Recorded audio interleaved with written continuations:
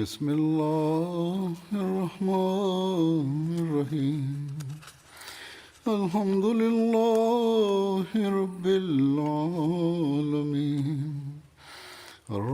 الرحمن الرحيم مالك يوم الدين إياك نعبد وإياك نستعين اهدنا الصراط المستقيم صراط الذين أنعمت عليهم غير المغضوب عليهم ولا الضالين. Hazrat Amirul Mominin Mwenyezi Mungu amsaidie sana anasema, maswahaba wa Badr ambao kumbukumbu zao zimeshaelezwa tayari. Kuhusu maswahaba hawa kuna mambo yaliyokuwa yamebaki nilipokuwa nayaeleza, hivyo leo pia nitaeleza maelezo mengine kuhusu maswahaba, na baada yake silsila hii ya maswahaba wa Badr niliyotaka kueleza itakuwa imekamilika. Kuhusu Hazrat Amir bin Rabia imeandikwa ya kwamba jina la babake lilikuwa ni Rabia bin Kaab bin Malik bin Rabia. Kuna riwaya alizozisimulia yeye. Abdullah bin Amir Rabia anasimulia kutoka kwa mama yake hat umme Abdullah Laila binti Abu Khasama ya kwamba yeye anasimulia ya kuwa tulikuwa tukianza safari ya kuelekea Uhabeshi, na Amir bin Rabia kwa ajili ya kufanya kazi yetu fulani alikuwa ameenda nje, ambapo Hazrat Umar aliyekuwa bado katika hali ya ushirikina akaja huko na akasimama mbele yangu, na tulikuwa tumepata mateso mengi kutoka kwake. Hazrat Umar akaniambia ya kwamba, e umme Abdullah, je, mnaondoka? Nikasema ndiyo, wallahi tunaenda katika ardhi ya Allah mpaka Allah atuandalie wasaa. Nini mmetutesa sana na mmetuzulumu mno. Hapo Hazrat Umar akasema, Allah awalindeni. Yeye anasema ya kwamba mimi siku ile nikahisi uchungu kwenye sauti ya Hazrat Umar ambao nilikuwa sikuona hapo kabla. Kisha Hazrat Umar akaondoka kutoka kule, na kuondoka kwetu kulikuwa kumemhuzunisha Hazrat Umar. Yeye anasema ya kwamba katika muda huo Hazrat Amir pia akamaliza kazi yake na akarejea. Mimi nikamwambia ya kwamba, e Abu Abdullah, je, umehisi uchungu wa Umar? Atakuwa amemwambia yeye. Hazrat Amir akamjibu, je, unatamani kwamba yeye asilimu? Anasema kwamba nikasema ndiyo. Hapo Hazrat Amir akasema kwamba punda wa Khattab anaweza kusilimu, lakini mtu ambaye umemwona hivi punde, yani Hazrat Umar, hawezi kukubali Islam. Hazrat Laila anasema kwamba jambo hilo Hazrat Amir alikuwa amelitamka kwa sababu ya kukataa kwake tamaa iliyokuwa imepatikana kwake kwa kuona ukali wa Hazrat Umar kuhusu Islam. Hazrat Abdullah bin Amir bin Rabia anasimulia kutoka kwa baba yake ya kwamba Mtume sallallahu alaihi wasallam alitutuma katika Saria Nakhla, ambayo jina lake jingine ni Saria Abdullah bin Jahash, na iliyotokea kabla ya vita ya Badr. Na Hazrat Amr bin Suraka pia alikuwa pamoja nasi, na yeye alikuwa mwembamba mwenye kimo kirefu. Njiani akapata njaa kali, na kwa sababu yake akashindwa kutembea pamoja nasi na akaanguka chini. Hiyo ilikuwa hali yake ya njaa.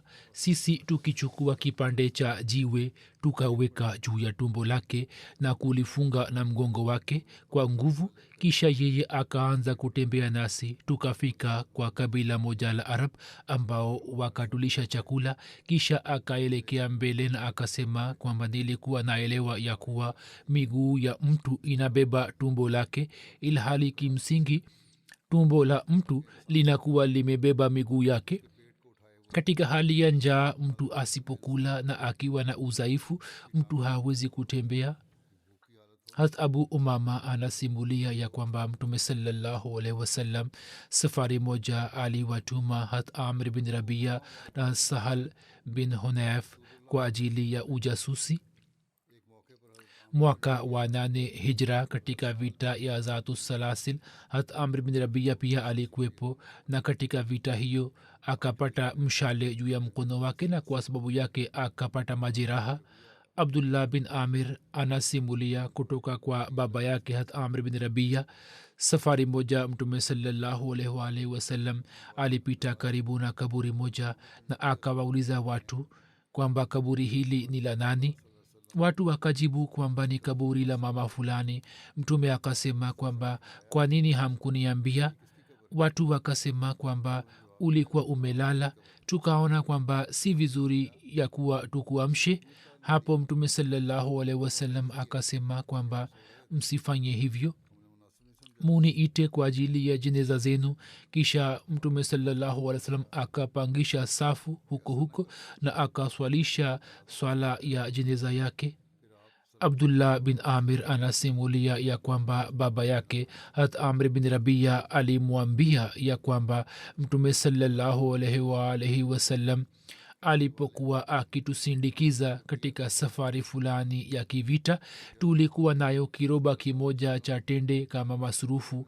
amiri wa jeshi alikuwa akitugawia kiasi cha tende, na polepole tulikuwa tunapata tende moja moja tu, na hizi pia zilikuwa zinakwisha, na katika safari kila mtu alikuwa akipewa tende moja tu. hata abdullah anasema nikasema, baba yangu, tende moja itawezaje kumaliza njaa?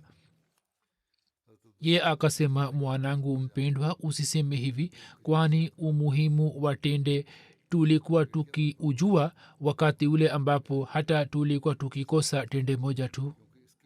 yani muulize mtu mwenye njaa kwamba tende moja ina thamani gani na umuhimu gani. hat omar katika zama za ukhalifa wake alipowafukuza mayahudi kutoka eneo la khaibar, mashamba ya bonde la qura, watu aliyowagawia yeye, mmoja wao alikuwa hat amr bin rabia. hat omar alipoenda jabia, ni makazi jirani ya damascus, hat amir alikuwa pamoja naye. sawa na riwaya moja katika safari hii bendera ya hat omar ilikuwa kwa hat amir. vivyo hivyo hat osman alipoenda kufanya hija, yeye akamteua hat amir kama amiri wa madina, yani amiri mukami. kuhusu kifo cha hat amr bin rabia kunapatikana hitilafu. sawa na baadhi ya watu kifo chake kilitokea katika zama za ukhalifa wa osman, na kwa wengine kilitokea mwaka wa 62 hijra, ilhali wengine wanasema ilitokea mwaka wa 63 hijra, wengine wanasema 66 hijra, na wengine wanasema kwamba alifariki dunia mwaka wa 67 hijra. na kwa mujibu wa alama ibn sakir, riwaya inayozungumzia mwaka wa 62 hijra ndi sahihi zaidi. kuhusu kifo chake riwaya moja inasema kwamba baada ya kutokea shahada ya hat osman alikuwa akiishi katika nyumba yake, na watu hawakuweza kupata taarifa yake mpaka jeneza yake ikatoka kutoka nyumba yake. abdullah bin amir anasimulia kutoka kwa baba yake hat amir bin rabia ya kwamba katika zama za mtume sallallahu alaihi wasallam mtu mmoja alifunga ndoa na mwanamke mmoja wa abu fazara juu ya mahari ya viatu viwili, na mtume sallallahu alaihi wasallam akakubali ndoa hiyo, yani mahari ndogo aliyopanga, ruksa yake pia ipo. abdullah bin amir anasimulia kutoka kwa baba yake hat amir bin rabia ya kwamba yeye alimwona mtume sallallahu alaihi wasallam ya kuwa yeye katika safari wakati wa usiku aliswali nafali akiwa juu ya mgongo wa ngamia yake, na mtume saa salam alikuwa ameelekeza uso wake upande ule ambako ngamia alikuwa anampeleka. yani katika safari inaruhusiwa kuswali kwa kuelekeza uso ambako kipando kinapoelekea. hat amr bin rabia anasimulia anasema nilikuwa na mtume sallallahu alaihi wasallam katika safari moja ya usiku. Tukasimama katika eneo moja, mtu moja akakusanya mawe na akatengeneza sehemu ya kuswalia na tukaswali katika sehemu ile. Asubuhi tukajua kwamba tulikuwa tumeelekea upande mwingine wa kibla, yaani tulikuwa tumesimama kinyume cha kibla. Tukasema kwa mtume sallallahu alaihi wasallam ya kwamba ya rasulallah, usiku sisi tumeswali tukielekea upande mwingine wa kibla. Hapo anasema mwenyezi mungu akashusha aya inayosema walillahi lmashriqu walmaghribu fa ainama tuwallu fathamma wajhullahi, na mashiriki na magharibi ni ya allah, basi mahali popote mgeukiapo ndipo mtaukuta uso wa allah. yaani kama imetokea bila maksudi haina shida ndani yake. hat amr bin rabia anasimulia ya kwamba mtume sallallahu alaihi wasallam alisema, khalifa mtukufu anasema kwamba yawezekana kuwa mtume saa salam atakuwa amesoma aya hii ili kuwafahamisha masahaba na sio lazima kwamba itakuwa imeshuka wakati ule. hiyo ni riwaya ya khiliatul auliya. hat amr bin rabia anasimulia ya kwamba mtume sallallahu alaihi wasallam alisema, mtu anisaliae mara moja mwenyezi mungu anamsalia mara 10.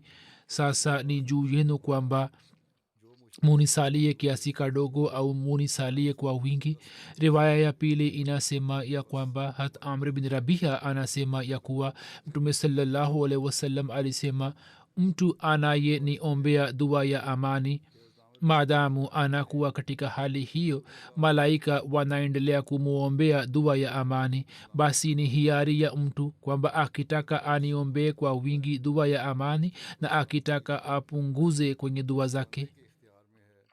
sahaba anayefuata ni hat haram bin milhan. kuhusu hat haram bin milhan inapatikana kwamba kizazi chake hakikuendelea kwenda mbele. imesimuliwa na hat abdullah bin abi talha, ye alisema ya kwamba hat anas aliniambia ya kuwa nabii sallallahu alaihi wasallam alimtuma mjomba wake hat haram bin milhan ambaye alikuwa ndugu wa umme sulaim pamwe na wapanda farasi 70 kwenda kwa banu amir, na amir bin tufail alikuwa kiongozi wa washirikina ambaye katika mambo matatu alikuwa amempatia mtume hiari ya jambo moja. ye alikuwa amesema kwamba watu wa miji watakuwa wakwako na watu wa vijijini watakuwa wakwangu, au mimi baada ya kifo chako nitakuwa khalifa wako, la sivyo nikiwa na watu 2000 wa ghatfan nitakushambulia. amir alipata tauni katika nyumba ya mama fulani, akasema haya ni marazi fulani ya majipu tu ambayo ngamia moja alikuwa ameyapata katika nyumba ya mwanamke mmoja wa ale salul. akasema leteni farasi, kisha akapanda juu yake na akafa akiwa juu ya mgongo wake. huyu ameeleza kuhusu mwisho wa bwana huyo. kisha katika riwaya kuna habari ya kabila lile ya kwamba ndugu yake hat umme sulaim hat haram bin malhan pamwe na mlemavu mmoja na mtu mwingine wa kabila jingine alikwenda kwa banu amir. haram akawaambia wote wawili ya kwamba nyini mubaki hapa hapa na mimi na kwenda kwao, wakinipa amani basi nini pia muje kuungana nami, na wakini uwa basi nini muende kwa wenzenu na muwaambie. hata haram kwa kufika huko akasema ya kwamba je, mnanipa amani ya kwamba niwafikishieni ujumbe wa mtume sallallahu alaihi wasallam? na kwa kusema hayo akaanza kuongea nao. watu wa kabila wakamwashiria mtu mmoja, ye akaja kutoka nyuma yake na akampiga mkuki ulioingia nyuma na kutoka upande wa pili. hata haram bin milhan akashika damu iliyotoka kutoka majeraha yake na akaipaka juu ya uso wake na akasema, allahu akbar, fustu wa rabbil kaaba, naapa kwa mwenyezi mungu, naapa kwa mungu wa kaaba, nimefanikiwa katika shabaha yangu. kisha wao wakamsaka mtu wa pili na wakamua, kisha wakaenda kuwashambulia makari wengine na wote wakauawa shahidi isipokuwa mlemavu yule ambaye alikuwa amepanda juu ya mlima. allah alituteremshia jambo lile, kisha habari zake zikatajwa ya kwamba kwa niaba yetu sembeni kwa kaumu yetu kwamba tumeenda kukutana na mola wetu, yeye ameturizia na ametufurahisha. Ndipo mtume sallallahu alaihi wasallam kwa siku 30 mfululizo kila asubuhi akaendelea kufanya maombi zidi yao, yani zidi ya Reel, Zakwan, Abu Lahyan na zidi ya Usaya ambao walikuwa wamewaasi Mungu na mtume wake sallallahu alaihi wasallam. Na hiyo ni riwaya ya Bukhari. kuna riwaya nyingine ya hat Anas ya Bukhari sawa na riwaya hii. Badala ya mkuki alikuwa amepigwa hanjari. sawa na riwaya nyingine mtume sallallahu alaihi wasallam kwa mwezi mmoja katika swala ya asubuhi aliendelea kufanya maombi zidi ya makabila ya Reel na Zakwan. hat Anas anasema ya kwamba huo ulikuwa ni mwanzo wa kunut na kabla yake tulikuwa hatufanyi kunut. Muslih Maud raziyallahu taala anhu akieleza tukio la kuuawa shahidi la masahaba na akieleza jinsi walivyojitolea, anasema ya kwamba kwa kusoma historia tunapata kuelewa ya kwamba masahaba walikuwa wakienda vitani katika hali hii kwamba walikuwa wanahisi ya kuwa kuuawa kwao shahidi katika vita ni sababu ya starehe na furaha kwao, na kama katika vita walikuwa wakipata shida, wao walikuwa hawaichukulii kama shida bali walikuwa wanaichukulia kama raha. Hivyo kuna matukio mengi ya masahaba yanayopatikana kwenye historia ambapo wao kuuawa kwao katika njia ya Allah wakahisi kama ni raha. Mathalan mahufaz ambao mtume sallallahu alaihi wasallam alikuwa amewatuma kwenda kufanya mahubiri katika kabila moja la Arab. Haram bin Milhan akiwa na ujumbe wa Islam alienda kwa chifu wa kabila Amir bin Tufail na masahaba wengine wakabaki nyuma. Mwanzoni Amir bin Tufail na wenzake wakamhumidia kwa unafiki, lakini yeye alipoketi kwa utulivu na akaanza kuwahubiri, hapo baadhi yao wenye shari wakamwashiria mmoja wao, naye bila kupoteza muda akaja kumshambulia Haram bin Milhan na mkuki wake kutoka nyuma, na yeye akaanguka chini, na alipoanguka akatamka maneno yasemayo Allahu akbar, fusto wa rabbil kaaba, na hapa kwa Mungu wa Kaaba mimi nimepata wokovu. Kisha watu hawa wenye shari wakawazingira masahaba wengine na wakawavamia katika wakati moja. Wakati huo mtumwa mmoja aliyeachwa huru na hata Abubakar, yani Amr bin Fuhaira, ambaye katika safari ya hijra alikuwa pamoja na mtume sallallahu alaihi wasallam. Kuhusu huyo inapatikana kwamba muaji wake ambaye baadaye alikuwa amesilimu, na ye alikuwa akieleza sababu ya kusilimu kwake kwa kusema ya kwamba nilipomua Amr bin Fuhaira kutoka kinywani mwake maneno yakatoka fusto walillahi, yani naapa kwa Allah nimefanikiwa. Na matukio hayo yanatuambia kwamba kwa ajili ya sahaba mauti badala ya kuwapatia ghamu ilikuwa sababu ya kuwapatia furaha. Kisha hat Muslih Maud anasema ya kwamba watu wachache wa Najd walimjia mtume sallallahu alaihi wasallam. Amesema haya maelezo yake na yaacha na naweka mbele yenu maandiko ya Hat Mirza Bashir Ahmad Saheb. Yeye akieleza kisa hicho anasema ya kwamba mtu mmoja Abu Bara Amiri ambaye alikuwa kiongozi wa kabila la Banu Amir la Warabuni wa katikati alikuja kumwona mtume sallallahu alaihi wasallam. Mtume sallallahu alaihi wasallam akamhubiri kwa upole na huruma kubwa, na yeye pia kizwahiri akasikiliza hutuba ya mtume sallallahu alaihi wasallam kwa shauku na kwa uangalizi mkubwa, lakini hakukubali Islam. Lakini yeye akamwomba mtume sallallahu alaihi wasallam ya kwamba wewe utume pamoja nami masahaba zako wachache kwenda Najd, ambao wakifika huko wafanye mahubiri katika watu wa Najd, nami nina imani ya kwamba watu wa Najd hawatakataa wito wako. Mtume sallallahu alaihi wasallam akasema mimi sina imani na watu wa Najd. Abu Bara akasema usiwe na wasiwasi, mimi natoa zamana ya ulinzi wa maswahaba zako. Hivyo Abu Bara alikuwa chifu wa kabila moja aliyekuwa na mamlaka, na mtume sasa kwa sababu ya kauli yake hiyo akakubali jambo lake, na kundi moja la maswahaba akawatuma kwenda Najd.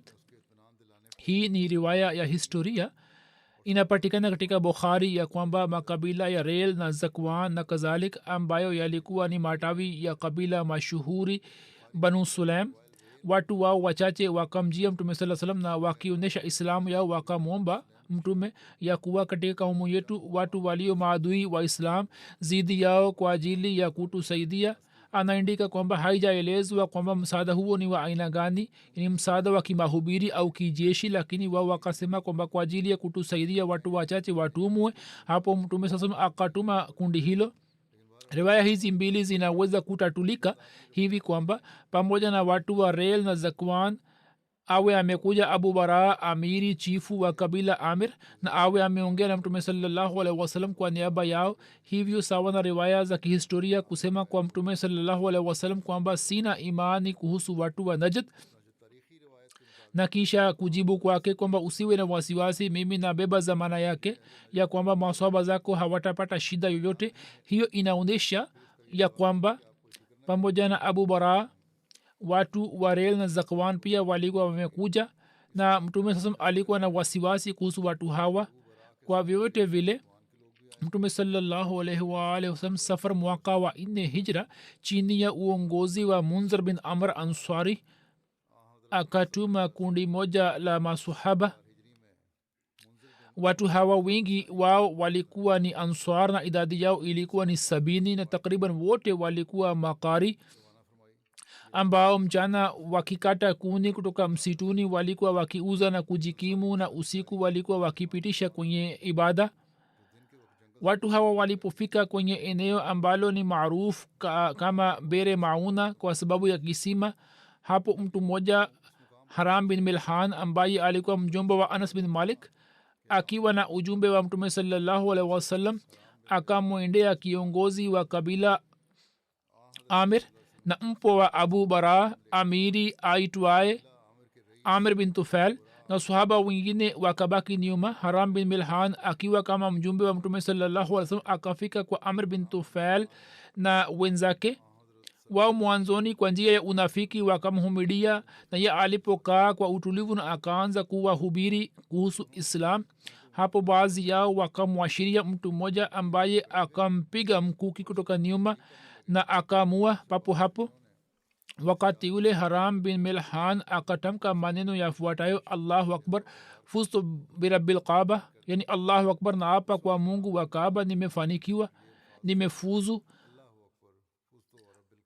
Amr bin Tufail hakuishia juu ya mauaji ya mjumbe wa mtume sallallahu alaihi wasallam pekee, bali baadaye akawachochea watu wa kabila lake ili wawe tayari kuwavamia Waislamu waliobaki nyuma, lakini wao wakakataa kufanya hivi na wakasema kwamba sisi kwa sababu ya zamana ya Abu Bara hatutawashambulia Waislamu. Hapo Amir akawachukua pamoja naye watu wa kabila la Banu Reel na Zakwan na Usayya kama inavyosema riwaya ya Bukhari, ambao walikuwa wamekuja kwa mtume sallallahu alaihi wasallam kama ujumbe, na wakawashambulia kundi hili dogo la Waislamu.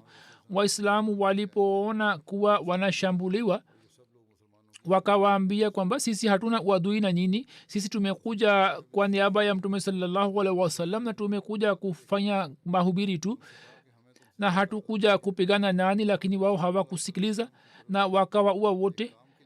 Katika maswahaba hawa waliokuwepo huko, mtu mmoja tu ndiye aliyesalimika ambaye alikuwa mlemavu na alikuwa amepanda juu ya mlima. Jina lake lilikuwa ni Qaab bin Zaid, na riwaya zingine zinasema ya kwamba makafiri wakamvamia yeye, akapata majeraha, na makafiri wakielewa kwamba amekufa wakamwacha, lakini yeye alikuwa bado hai, ndiyo maana akanusurika kifo.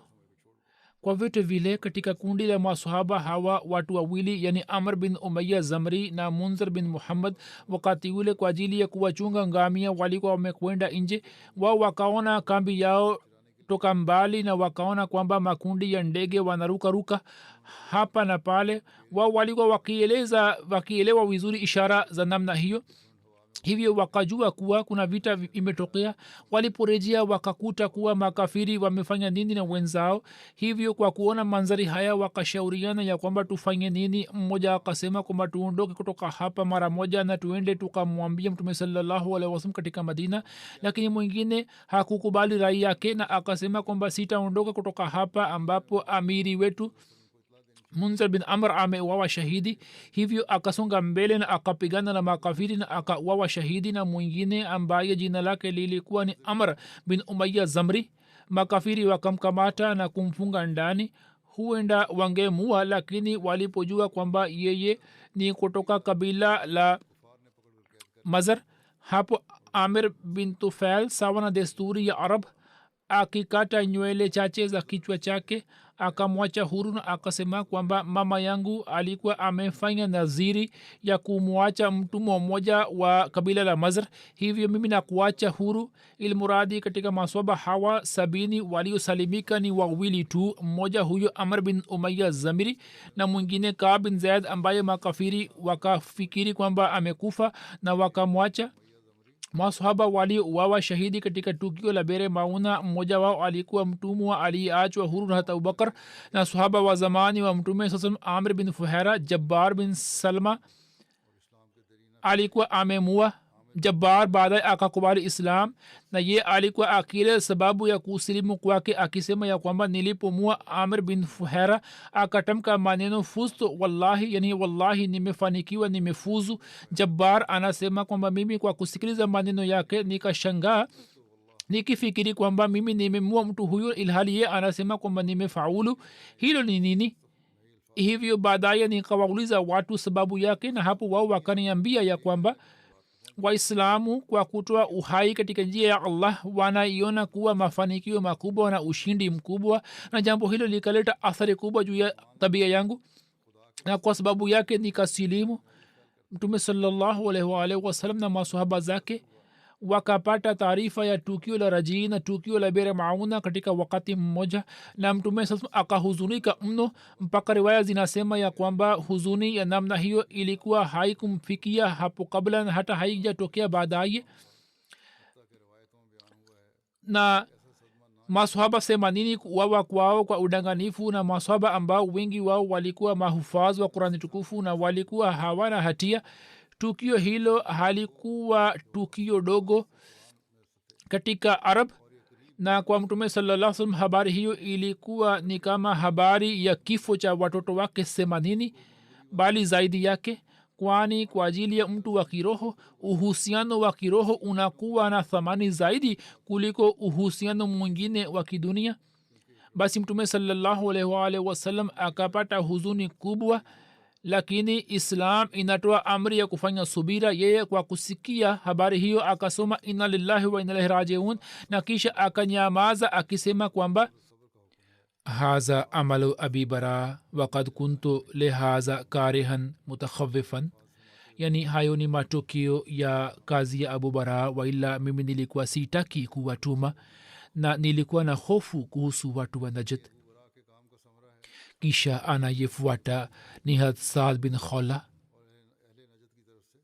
alikuwa akitokana na kabila la banu malik bin hasal bin amr bin lui, na kwa wengine alikuwa mwenzake wa banu amir, na yeye ni miongoni mwa watu wa faris waliokuja kuishi katika yemen.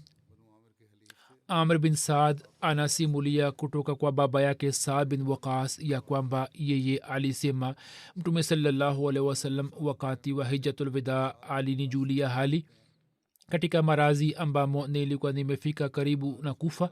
nikamwomba mtume nikasema kwamba uchungu wangu umezidi, marazi yangu yamezidi, na wewe unaona hali yangu, mimi ni tajiri na sina mrisi isipokuwa binti yangu mmoja tu. je, nisifanye sadaka ya mali yangu kama sulusi 2? mtume akasema hapana. nikasema je nitoe nusu yake? mtume akasema hapana, bali utoe sulusi moja tu, na hata sulusi moja pia ni nyingi. kisha akasema kwamba kuacha kwako warisi wako kwenye hali nzuri na bora ni bora zaidi kuliko kuwaacha katika hali ya umaskini mpaka wao waendelee kuomba kutoka watu. na mali ambayo utatumia ukitaka ridhaa ya allah utajaaliwa malipo yake, mpaka tunge ambalo utatia kinywani mwa mkeo pia ina malipo yake.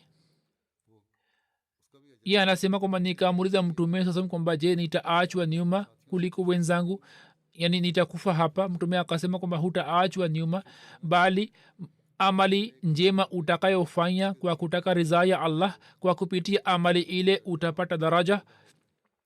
na utapewa umri mrefu mpaka kaumu zitapata faida kutoka kwako na zingine zitapata hasara kutoka kwako. Kisha akasema kwamba ewe allah, utimize hijra ya maswahaba zangu na usiwarudishe juu ya visigino vyao. Lakini maskini Saad bin Khola, msimuliaji, anasema kwamba mtume alionyesha huzuni kuhusu Saad bin Khola, kwani ye baada ya hijra alikuwa amekufa katika Makka. Riwaya moja inasema kwamba mtume sallallahu alaihi wasallam alikuwa anahuzunika kuhusu Saad bin Khola kwamba ye alikufa katika Makka, kwani yule aliyehama Makka. Kuhusu mtu huyu mtume alikuwa hapendi kwamba ye arejee katika Makka, isipokuwa aishi zaidi ya kufanya hija na umra tu.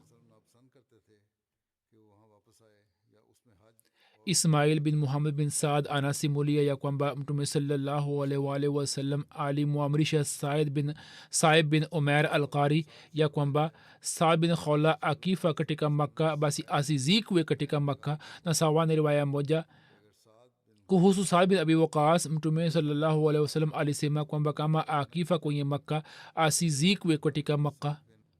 Saad bin Khola wakati wa hajjatul wada alipofariki dunia, mke wake alikuwa mjamzito, na baada ya muda kidogo yeye akajifungua. Yani alikuwa mjamzito, na baada ya muda mfupi wa kifo chake mke wake akajifungua. Riwaya zinasema kwamba baada ya usiku 25 alikuwa amejifungua, na alipomaliza muda wa nefas na akajipamba kwa ajili ya wale waliomtumia ujumbe wa nikah. Abu Snabil bin Bukakin ambaye alikuwa mtu mmoja wa Bani Abduddar akaja.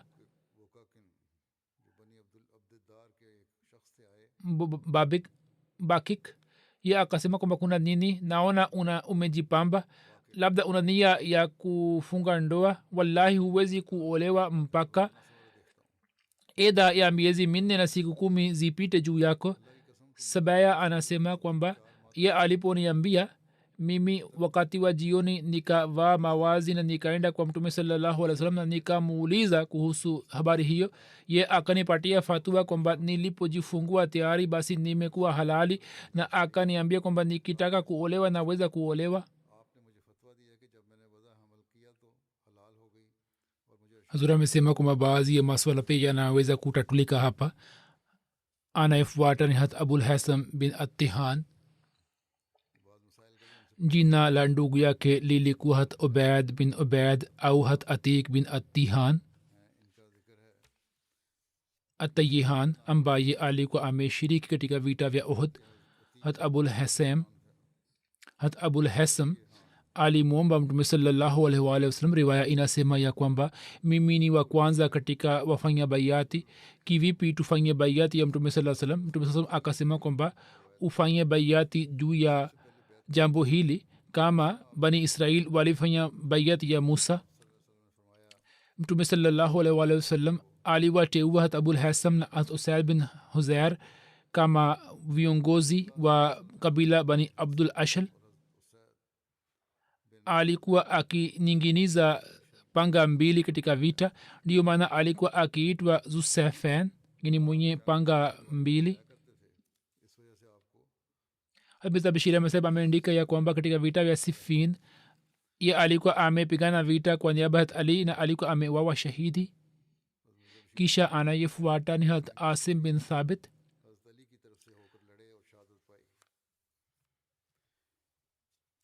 Kulikuwa na mwana mmoja Hat Asim aitwaye Muhammad ambaye alikuwa amezaliwa kutoka kwa Hind binti Malik. Hat Imam Razwi katika vita vya Uhud, watu ambao walikuwa karibu na mtume sallallahu alaihi wasallam, kuhusu maswahaba hawa katika maelezo ya aya moja Khalifa Rabi pia ameeleza kwamba Hat Imam Razwi anatoa ushahidi imara kuhusu maswahaba 14 kwamba watu hawa walikwepo ambao hawakumwacha mtume sallallahu alaihi wasallam katika hali yote. Na katika majina haya yaliyoandikwa katika wahajiri Hat Abubakar, Hat Ali.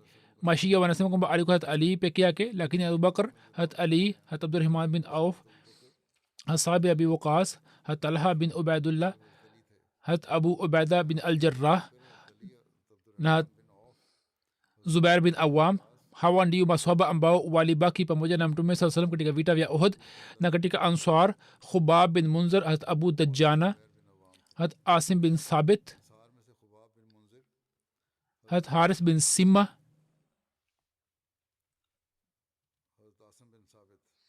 na pia hat sahal bin hunayf na hat husaid bin huzair pia walikuwepo. Hat saad bin muaz pia alikuwepo. Pia inapatikana ya kwamba walikuwepo wanane ambao walikuwa wameapa kiapo juu ya kufa, na walikuwa wahajiri 3 na answar 5. na ni jambo la ajabu kwamba hakuna hata moja aliyewawa shahidi. yani hawa wote waliokula kiapo juu ya mauti hawakuwawa shahidi, na hiyo ilikuwa mandhari ya kulinda kwao na allah subhanahu wa taala. anayefuata है sahal bin hunayf answari.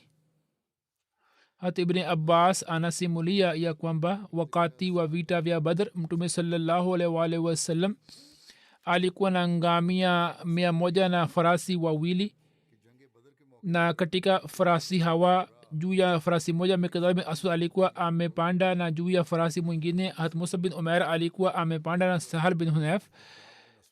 Maswahaba wa mtume sallallahu alaihi wasallam njiani walikuwa wakipanda juu ya ngamia kwa zamu.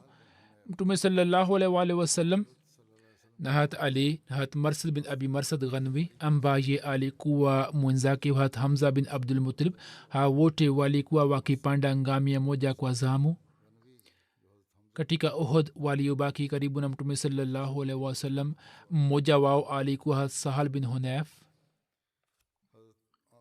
imesimuliwa na Yusair bin Amr ya kwamba safari moja nilimjia hata Sahal bin Hunayf na nikasema ya kwamba niambie kuhusu hadisi ambayo kuhusu kundi la firka hururia yani kharji uwe umesikia kutoka kwa mtume sallallahu alaihi wasallam. ya akasema kwamba mimi nakuambia kile nilichokisikia na sitasema zaidi yake. mimi nilimsikia mtume sallallahu alaihi wasallam akitaja kaumu moja ambayo itatoka kutoka hapa, na ye aliashiria upande wa Iraq.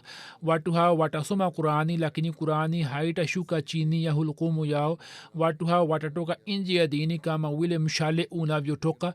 msimuleji anasema kwamba je, mtume alikuwa ameeleza alama yao nyingine? ye akasema kwamba kile nilichokisikiliza ndiyo hayo na siwezi kukuambia zaidi yake. yani jambo ambalo nilikuwa nimelisikia nimekuambia, sasa unaweza kupiga hisabu.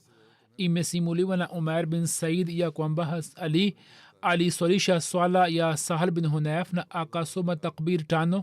watu wakasema kwamba hiyo ni nini? hata Ali akasema kwamba huyu ni Sahal bin Hunayf ambaye ni miongoni mwa watu wa Badr, na watu wa Badr wana ubora juu ya wengine. nikataka kuwaambieni kuhusu ubora wake kwa kusoma takbir zaidi. kisha anayefuata ni Jabbar bin Sakhr. katika sarihat Ali iliyoenda upande wa Banu Tay iliyotokea mwaka wa 9 hijri Rabiul Akhir. kuhusiana na safari hiyo imeandikwa ya kwamba mtume sallallahu alaihi wasallam alimpatia Ali wanajeshi 150 na kumpeleka kuangusha masanamu ya Banu Tay. maeneo ya Banu Tay yalikuwa yakipatikana kaskazini magharibi mwa Madina. kwa ajili ya vita hii mtume sallallahu alaihi wasallam alimpatia Ali bendera moja kubwa yenye rangi nyeusi na akampatia bendera moja ndogo yenye rangi nyeupe. hat Ali wakati wa asubuhi akaenda kuwashambulia watu wa Hatam yani ahle Hatam na akaangusha sanamu lao Fuls. hat Ali akakusanya mali nyingi ya ghanima kutoka Banu Tay na wafungwa na akarejea Madina. katika saria hii liwa yani bendera ilikuwa kwa Jabbar bin Sakhr. katika safari hii hat ali aliomba rai kutoka wenzake. Jabar bin sakhar akasema kwamba usiku tuendelee kufanya safari juu ya vipando vyetu na asubuhi tuwashambulie. hat ali akapenda jambo lake. jabir bin abdullah anasimulia kwamba nilikuwa nimesimama upande wa kushoto kwa mtume sallallahu alaihi wasallam. mtume akanishika na kunisimamisha upande wa kulia kwake. kisha akaja jabar bin sakhar na hapo mtume akatusimamisha nyuma yake. riwaya moja inasema kwamba amr bin abde wud alikuwa amemua umair bin abi waqas na sawa na riwaya nyingine ahsan bin said alikuwa amemua hat umair bin abi waqas.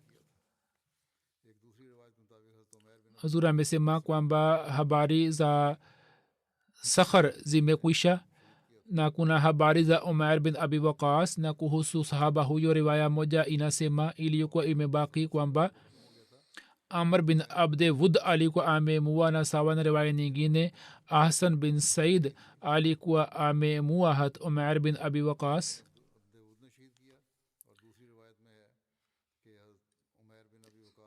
kisha kuna riwaya mwezi wa safar mwaka wa 9 hijra mtume sallallahu alaihi wasallam alimtum hat qutba pamoja na watu 20 kuelekea kwa tawi moja la kabila khusm ambao walikuwa wakiishi karibu na tabala. akatoa amri kwamba yeye awashambulie mara moja.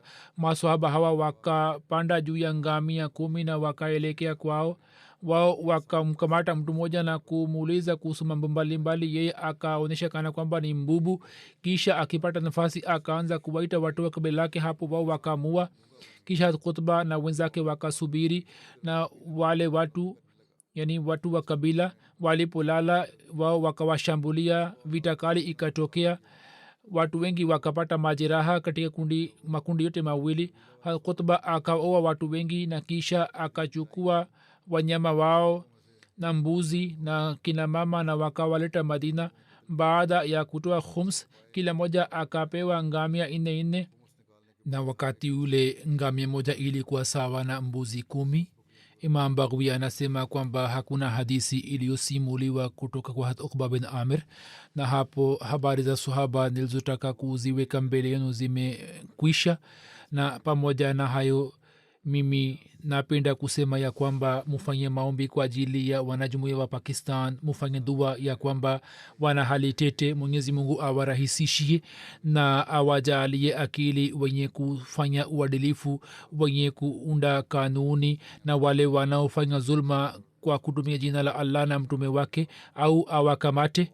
na pili mufanye dua kwa ajili ya burkina faso. hali bado ni tete na magaidi wanaendelea na shughuli zao, wanafanya zulma kwa jina la allah na mtume wake. kisha muwakumbuke watu wa aljazair kwenye maombi.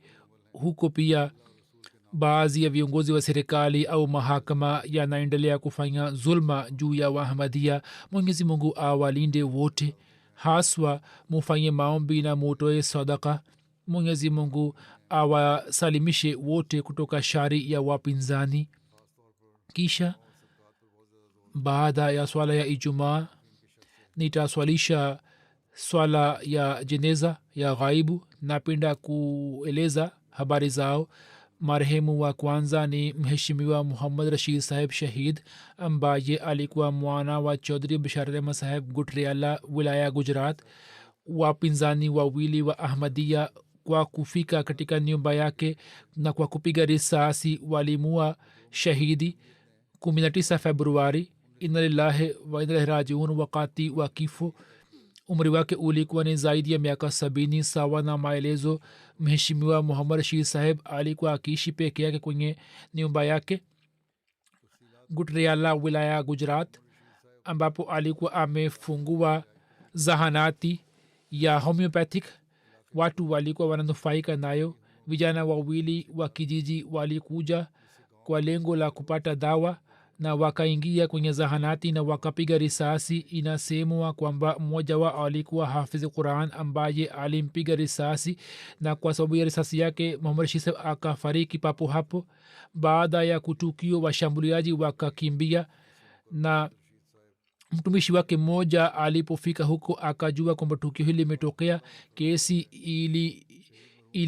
iliingizwa kwenye police station na wanasema kwamba waliokuja kumshambulia mmoja wao maiti yake ilipatikana kwenye shamba ambaye alikuwa hafidhi quran na kuhusu kifo chake polisi wanaendelea kufanya tahkik mwingine amekamatwa na hiyo imefanywa kwamba polisi wamemkamata mwingine katika familia ya marehemu jumuiya ilipatikana kwa kumpitia munshi sultan alam saheb ambaye alikuwa sahaba wa masihi maula salam alikuwa mkazi wa gutriala wilaya gujarat na alikuwa mwalimu katika shule ya kijiji yeye kutoka gutriala mwaka 1996 akitoka huko na kwenda kadian na kufanya baia juu ya mkono wa masihi maula salam marehemu baada ya kufanya metric alienda kujiunga na wanajeshi baada ya miaka michache akaacha na kisha mwaka 1985 akaaja kuishi norway alikuwa na uraia wa norway lakini hata hivyo mwaka 2008 akaenda kuishi kwenye kijiji chake na alikuwa na tabia ya kuja norway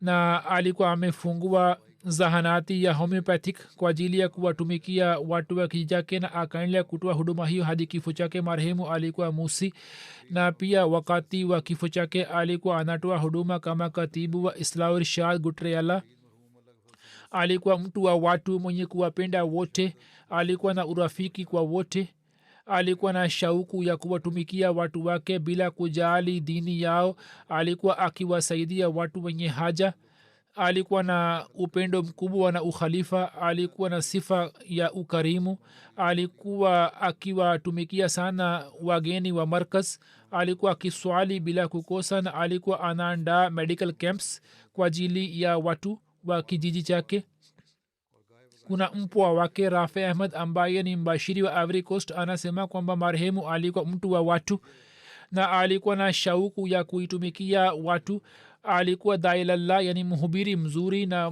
mwenye kuwajali maskini allah alikuwa amempatia sifa ya uponyo alikuwa akisikiliza hutuba za ijumaa bila kukosa anasema kwamba mke wa marehemu muda mchache kabla alikuwa ameota ndoto kwamba marehemu ameshambuliwa na mtu fulani anajaribu kumua na alikuwa amemwambia kwamba awe makini marehemu ameacha nyuma mke parvin akhtar sahiba anaishi nchini norway na vijana wawili na mabinti watano binti moja anaishi nchini pakistan na wengine wanaishi katika nchi zingine mbashiri mkuu wa norway mahmud kalon sahib anaandika shahid mahmud kalon kwamba marehemu alikuwa mtu mzuri mtu mwema sana katika norway alikuwa akiwatumikia watu kwa kuwapatia dawa ya homeopathy na baada ya kupata stafu alikuwa anaishi nchini pakistan kwenye kijiji chake alikuwa anawatumikia watu alikuwa anakuja kutembelea norway mwenyezi mungu alikuwa ameweka uponyo mkononi mwake muda wote alikuwa tayari kuwasaidia wagonjwa na alikuwa anawapatia dawa kwenye nyumba zao mke wake alikuwa miongoni mwa jamaa zake mwanzoni alikuwa hakufanya baiati lakini hakupinga mume wake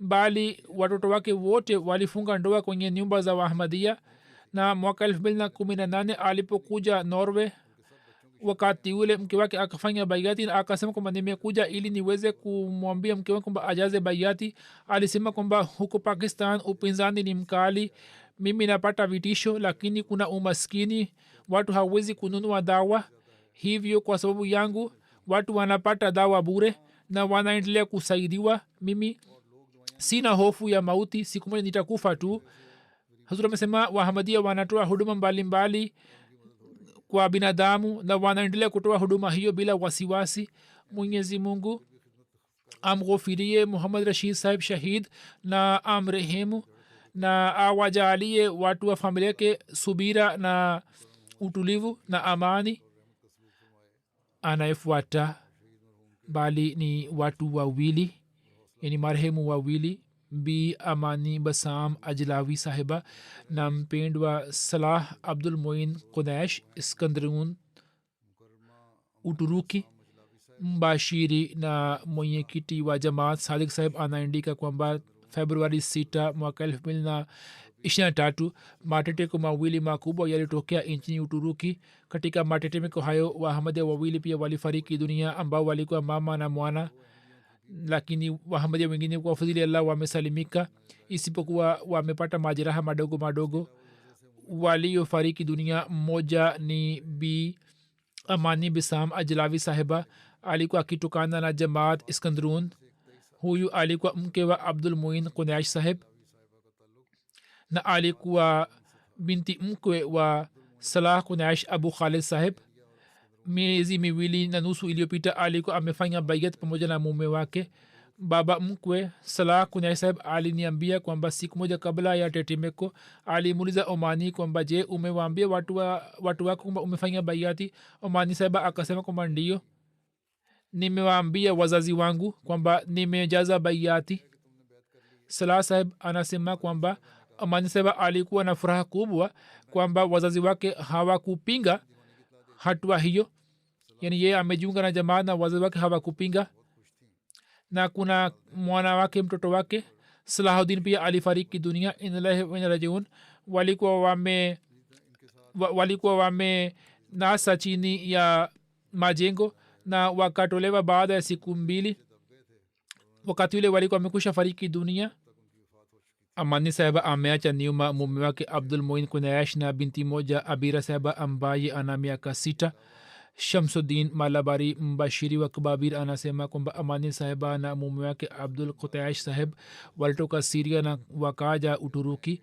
amani sahaba alikuwa mama mwenye hulka njema, na baada ya kujua umuhimu wa bayati hakuchelewa kufanya bayati, bali akaendelea kutia moyo mume wake na ndugu zake. anasema kwamba mke wangu ananiambia ya kwamba ye alikuwa amehisi ya kuwa marehemu alikuwa akisaidiana na watu wote wa wakwe zake na alikuwa akiishi nao kwa upendo mkubwa. siku alipofanya bayat alikuwa na furaha kubwa na alikuwa ametusindikiza kwa ikhilasi kubwa. mwenyezi mungu amghufirie na amrehemu.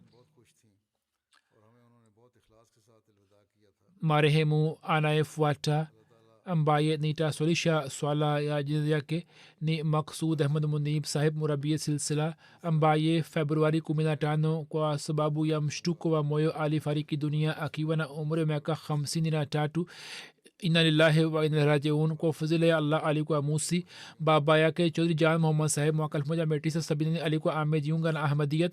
mwaka 1991 alipata digri ya mubashir kutoka jamia mji rabwa, na chini ya nazarat islah markazia akaendelea kutoa huduma katika miji mbalimbali ya pakistan kama mbashiri. kuanzia 98 hadi 2006 alipata bahati ya kuitumikia jamaat katika nchi ya kenya, mashariki afrika.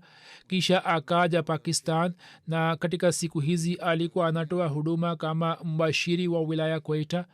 ameacha nyuma mke na mwana mmoja na mabinti wawili. nazir israr shah saheb ameandika kwamba marehemu alikuwa mwenye ikhilasi na mwenye kufanya kazi kwa bidii sana. murabi silsila Quetta abdul wakil saheb anaandika ya kwamba marehemu alikuwa akiwaheshimu sana wakfin. marehemu asipojua jambo fulani alikuwa ananiuliza bila wasiwasi, ilhali mimi nilikuwa mdogo sana katika umri kuliko yeye. marehemu aliishi nchini kenya kwa muda na daima alikuwa anawazungumzia kenya na watu wa kenya, na alikuwa anawapenda sana watu wa kenya. marehemu alikuwa anasema kwamba watu wa kenya wamezidi sana kwenye ikhlasi na ni wenye kupenda sana. yupo kai majlis farid mubarak saheb anaandika kwamba marehemu alikuwa mwema, mtukufu, mwenye kujitolea sana na mwenye kujitolea kwa ajili ya jamaat na ukhalifa, na alikuwa anaupenda sana ukhalifa. anasema nilipojua kwamba kuna mbashiri amepata uhamisho kuja Quetta, nikafurahi sana kwamba jamaati ya Quetta ilikuwa inamhitaji mbashiri wa namna hiyo. anasema kwamba katika kikao cha kwanza yeye aliniletea athari njema. siku ile alipotoa hutuba kwenye msikiti wa Quetta, kila mwenye kusikiliza akamsifu. alikuwa mkarimu, alikuwa akiwaalika wahamadia kuja kwenye nyumba yake na alikuwa anawatumikia vizuri. na uchungu wa jumuiya uliokuwa moyoni mwake. Alama zake zilikuwa zikionekana machoni mwake. Alipokuwa akitoa hutuba, alikuwa anatoa hutuba kwa jaziba na kwa shauku, mpaka mwenye kusikiliza alikuwa akianza kulia machozi. Alikuwa akishiriki kwenye vikao mbalimbali na kwenye ziara, na alikuwa anawalea wanajamaati. Alikuwa na hazina za elimu, lakini alikuwa mnyenyekevu. Anasema kwamba sijawahi kumwona mtu mnyenyekevu kama yeye. Kisha anasema kwamba Ijumaa iliyopita na siku yayo alifariki dunia. Kulikuwa na nuru ya ajabu juu ya uso wake. Nilipoona uso wake mimi mbele ya Nazmsab Amumi, nikasema kwamba leo wewe unapendeza mno, na tulikuwa hatujui kwamba hii ni Ijumaa yake ya mwisho.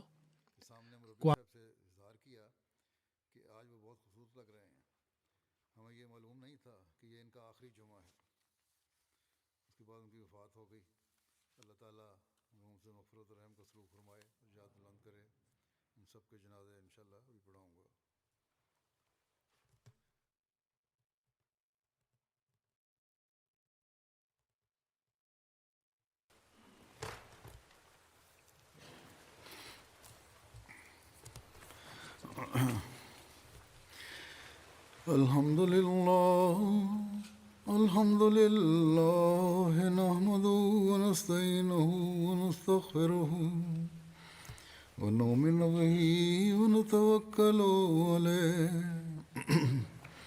ونعوذ بالله من شرور أنفسنا ومن سيئات أعمالنا. من يهده الله فلا مضل له ومن يضلل فلا هادي له. ونشهد أن لا إله إلا الله ونشهد أن محمدا عبده ورسوله. عباد الله رحمكم الله، إن الله يأمر بالعدل والإحسان وإيتاء ذي القربى وينهى عن الفحشاء والمنكر والبغي يعظكم لعلكم تذكرون.